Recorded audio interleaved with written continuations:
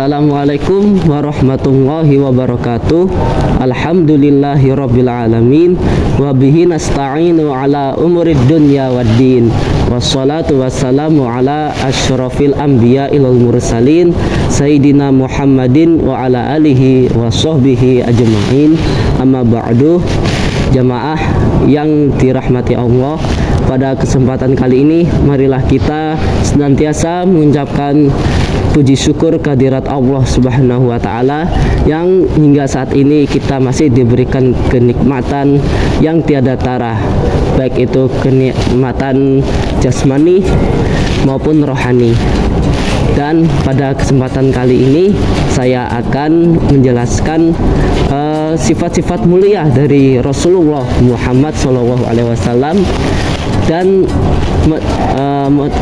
materi ini saya terinspirasi dari suatu ayat surah Al-Ahzab ayat 22 yang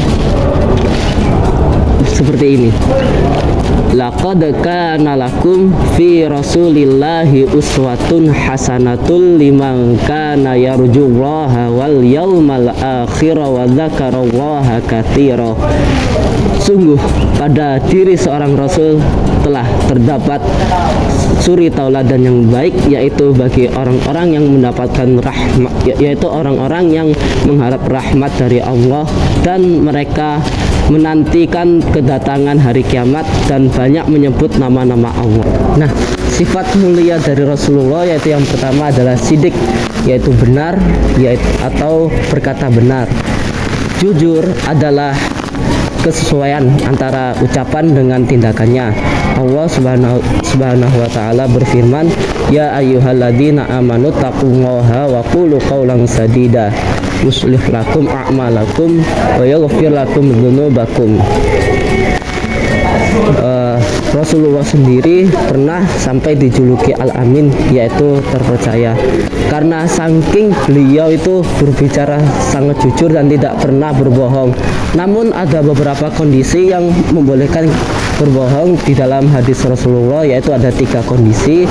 Yang pertama, ketika dalam keadaan berperang, ya tentunya kita tidak boleh jujur kepada lawan kita. Dan yang kedua, dalam hubungan rumah tangga antara suami boleh berbohong dengan alasan tidak mau menyakiti si istri. Dan yang ketiga, ketika mendamaikan kedua pihak yang sedang bertikai.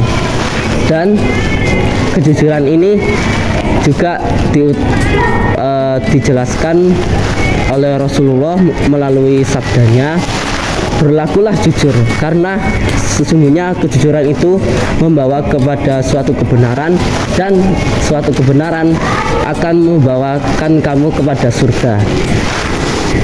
Dan juga janganlah kamu berkata bohong, karena sesungguhnya kebohongan itu membawa kepada kesesatan, dan sesungguhnya kesesatan itu membawa kepada neraka. Na'udzubillahi min dzalik. Selanjutnya, sifat mulia Rasulullah yaitu fatonah, yaitu cerdas. Seseorang jika ingin mendapatkan kebahagiaan di dunia dan akhirat, maka dengan ilmu. Itu sesuai dengan sabda Rasulullah.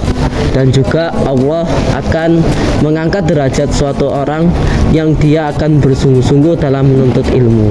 Dan Rasulullah juga pernah bersabda, menuntut ilmu hukumnya wajib bagi setiap muslim laki-laki maupun muslim perempuan.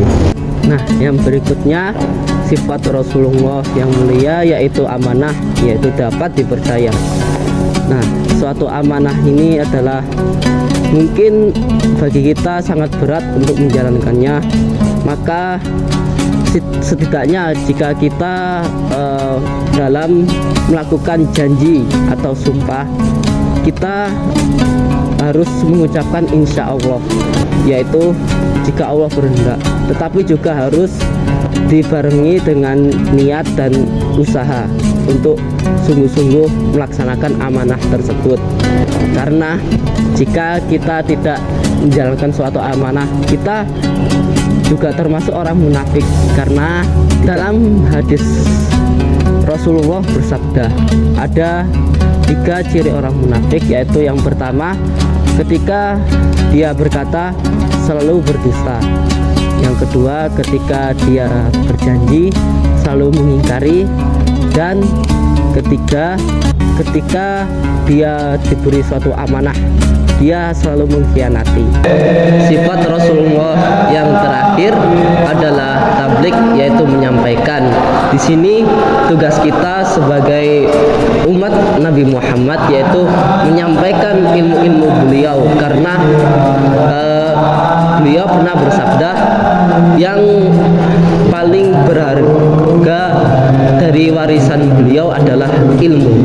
Nah, maka dengan itu kita seharusnya mendakwahkan kepada semua generasi penerus bangsa agar terus tetap semangat dalam menuntut ilmu, dan juga menyampaikan kepada mereka semua akan kebenaran, dan juga kita menyampaikan kepada mereka akan kebenaran suatu agama, yaitu agama Islam, sebagaimana yang disampaikan oleh Syekh Mutawalli Asy-Sya'rawi, publikasikanlah ketaatanmu sebagaimana orang-orang yang jahiliyah mempublikasikan kemaksiatan mereka. Dan juga Rasulullah pernah bersabda, sampaikanlah dariku walaupun hanya satu ayat. Setelah kita mengetahui beberapa sifat mulia dari Rasulullah, maka seharusnya kita sebagai generasi penerus bangsa menerapkan seperti apa yang diajarkan Rasulullah kepada kita. Dan juga Rasulullah itu diutus untuk menyempurnakan akhlak manusia, seperti itu tadi yang telah diajarkan Rasulullah, yaitu melalui sifat-sifat mulianya. Maka seharusnya kita juga menanamkan sifat-sifat mulia tersebut ke dalam jiwa raga kita, agar kita kelak menjadi pemuda yang berguna bagi agama, bangsa, dan negara. Sekian yang dapat saya sampaikan. Mohon maaf apabila ada kekurangan atau kesalahan dalam perbuatan maupun ucapan saya, dan terima kasih sebanyak-banyaknya yang telah menyimak penjelasan dari saya. Kurang lebihnya mohon maaf. Wallahul muwaffiq ila aqwamit thoriq. Wassalamualaikum warahmatullahi wabarakatuh.